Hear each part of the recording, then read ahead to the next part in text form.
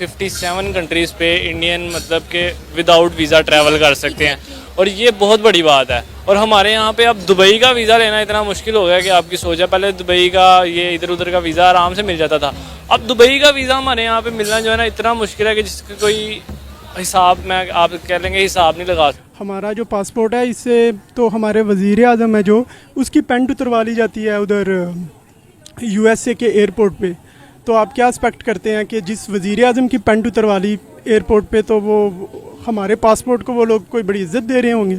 है ना। अगर किसी को कोई पूछे ना जी आप कहाँ से हो, ठीक है, तो कहते हैं हम इंडियन है, ठीक है ना। पाकिस्तानी जो है वो ये हाँ, पाकिस्तानी ये कहते हैं कि हम इंडियन है और पाकिस्तान का नहीं बताते हैं कि हम इंडियन है, हम इंडिया से हैं। उससे थोड़ी सी रिस्पेक्ट उनको ज़्यादा मिल जाती है, नहीं थोड़ी सी नहीं थोड़ी ज़्यादा मिल जाती है रिस्पेक्ट। स्ट्रॉन्ग कर रहे हैं अपने पासपोर्ट को और उनका स्ट्रॉन्ग होता जा रहा है, क्योंकि आपको पता है एक आना जाना पासपोर्ट सबसे ज़्यादा मेन इंपॉर्टेंट है।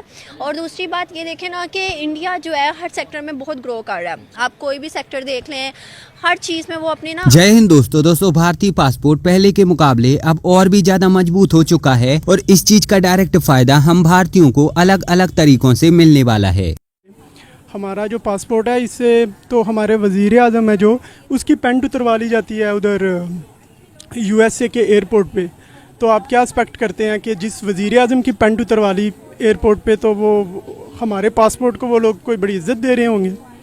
तो क्या इंडिया की वैल्यू क्यों है, उसने क्या जादू किया हुआ है वर्ल्ड में कि जो कि उसके rank day by day heavy जा रहा है और वर्ल्ड में जितने भी आप इन्वेस्टर देख रहे हैं इंडिया में जा रहा है। और बड़ी से बड़ी कंपनियां आप देख लो, अमेरिका की जो टॉप कंपनियां हैं, जो टॉप कंपनीज के जितने भी आप देखेंगे सारे इंडियन से, क्या वजह है? सर जी इंडिया में आप देखें ना, मैं आपको बता तो रहा हूँ कि वो सबसे ज़्यादा ग्रोइंग इस वक्त इंडस्ट्री है IT की। अमेरिका से ज़्यादा वो डेवलप्ड इंडस्ट्री है इंडिया। तो वो जो CEO है उसने तो फिर इंडिया का होना ही है ना।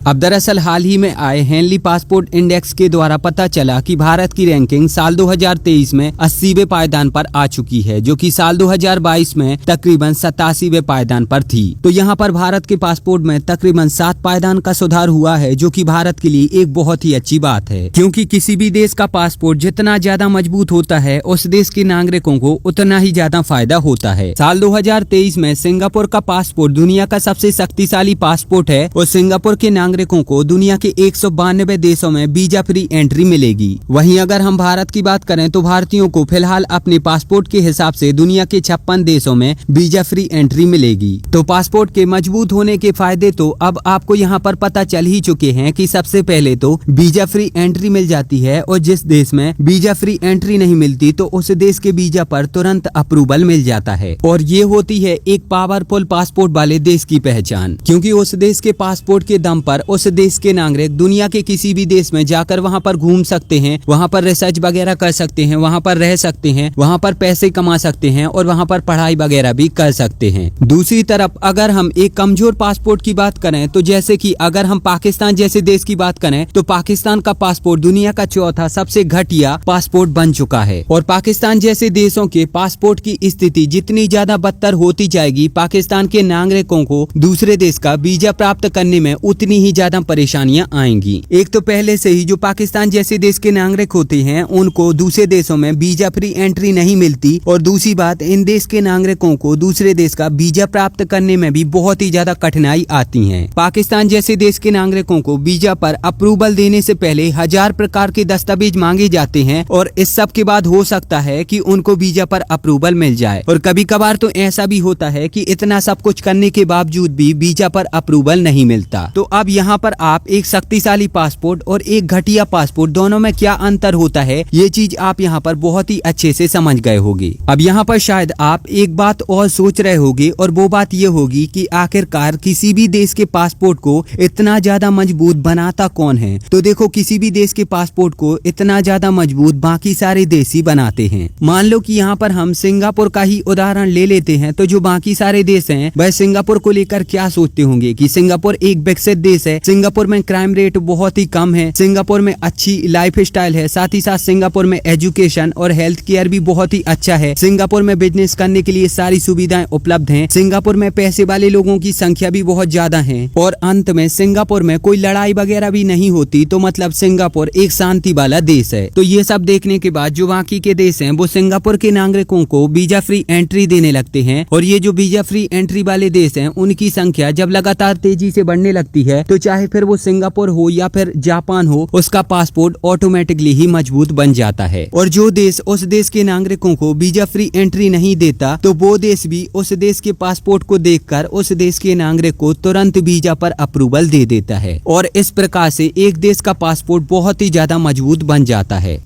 अगर हालात देखे जाए तो हर कोई ये चाहता है कि हम लोग जो है वो किसी तरीके से पाकिस्तान से मूव करके किसी और कंट्री में चले जाएं और वहाँ पर जाकर एक खुशहाल ज़िंदगी गुजारें।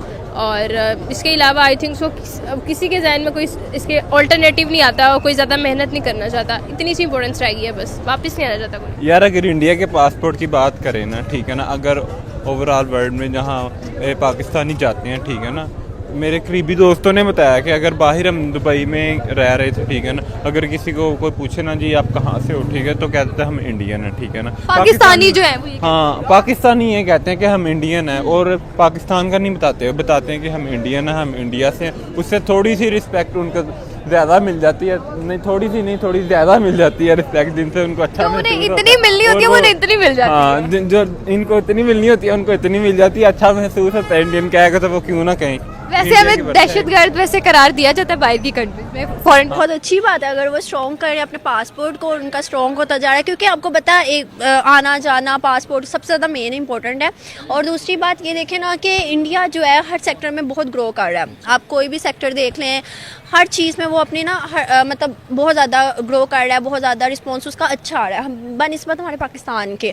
पाकिस्तान में भी ठीक है, माना जाता है कि ये चीज़ों को आगे पहुंचाया जा रहा है, बट उस तरह नहीं जिस तरह से इंडिया को पहुंचाया जा रहा है। और अगर हम देखें कि इंडिया की हर चीज़, इवन के लोग बच्चे देख लें या बड़े देख लें, तो हमें उस तरह से नहीं मिलेंगे जिस तरह हमारे पाकिस्तान में। पाकिस्तान में वो चीज़ ही नहीं है, या फिर हम कह लें कि हमारी आवाम साथ नहीं देती या गवर्नमेंट साथ नहीं देती।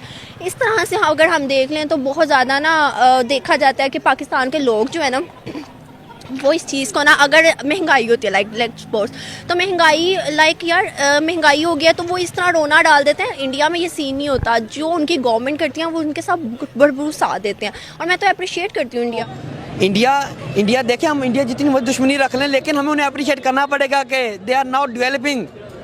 हम कुछ भी नहीं कर रहे, हम सिर्फ एक दिवालिया मुल्क हैं, हम दिवालिया हो चुके हैं यार, हमारे पास कुछ नहीं रहा इस टाइम। अब आप भी मौका है, संभल जाओ पाकिस्तानी, संभल जाओ, नहीं तो जब सर से पानी गुजर गया ना फिर पछताओगे। तुम्हें श्रीलंका बनने में टाइम नहीं लगना, ठीक है ना। बड़ी हमने खुशी से मुल्क लिया था 1947 में कि जी हमने एक आज़ाद खुद मुख्तार रियासत ले लिया। पाकिस्तान का मतलब क्या, ला इलाहा इल्लल्लाह मुहम्मद रसूलुल्लाह, लेकिन कहाँ है वो। अब भारत ने जो पासपोर्ट की रैंकिंग के विषय में प्रगति की है, इस पर आपकी क्या प्रतिक्रिया है, आप हमें नीचे कमेंट में जरूर बताएं। और अगर आपको ये वीडियो अच्छी लगी है तो प्लीज इस चैनल को सब्सक्राइब करके बेल आइकन जरूर दबाएं। मिलेंगे एक नई वीडियो में, तब तक के लिए जय हिंद, वंदे मातरम।